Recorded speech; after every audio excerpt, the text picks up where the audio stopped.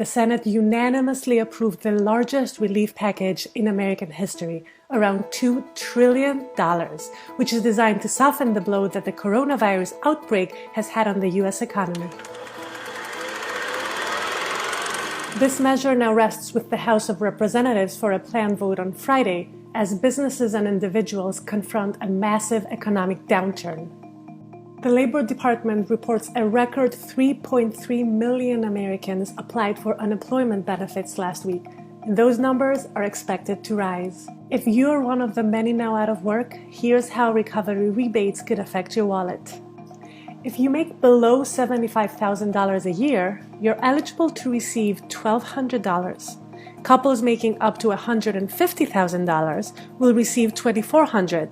Plus $500 per each child in the household. Checks are expected to be sent over to 150 million Americans. However, if you don't have direct deposit, you could be waiting on a check for up to 4 months. Big picture, the rest of the $2 trillion breaks down as follows. $100 billion in assistance for hospitals, over $350 billion for small business loans, $500 billion in assistance for corporations, including $50 billion in funding and loans for passenger airlines, and $250 billion in spending on unemployment benefits.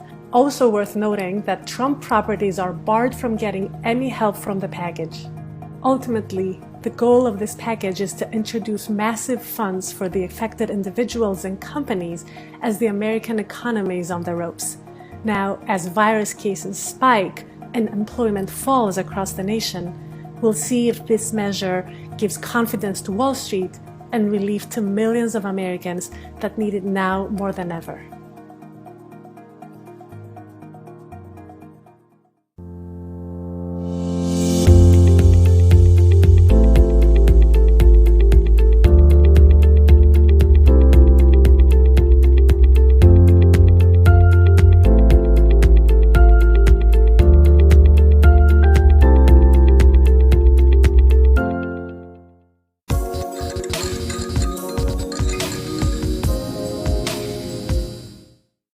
Wall Street ended another tumultuous week with another big loss on Friday. The Dow fell more than 900 points, but the week also saw the biggest one-day point gain in history, following word that a $2 trillion economic relief package would pass Congress.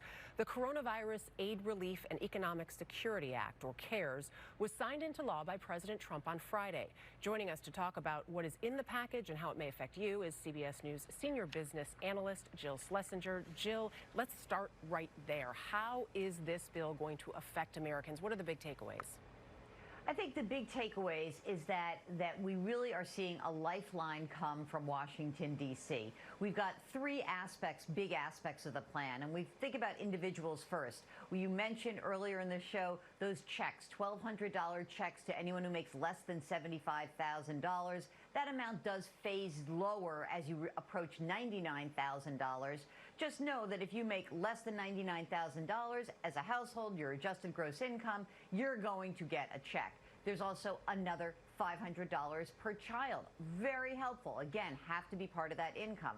But for individuals, the biggest aspect to me is the expanding of the unemployment benefits. So the government is tacking on 13 weeks to whatever the maximum is in your state, and also providing a check of $600 a week on top of whatever your state unemployment benefit is. So that's for the individuals. There's relief for small businesses and corporations. I think the small business part is really important. There are loans that are available to cover your payroll, your rent, your utilities, and those loans from the SBA through the Small Business Administration would be forgiven as long as you have the same amount of money going out towards payroll that you for the next 8 weeks that you did in the prior run-up to the virus. Joe, when do people get these checks and how? Well, you know, it's going to be really interesting. From the checks, the direct payments, if you have a record on file with the government of a direct deposit, so maybe you're a Social Security recipient, maybe you filed your taxes electronically, that's going to be the way you get your money. It'll be a few weeks. But if for some reason you still get paper checks, this could take up to 2, 3, some people would think even 4 months, simply because the government doesn't have the facility to print checks, and this could hold you up.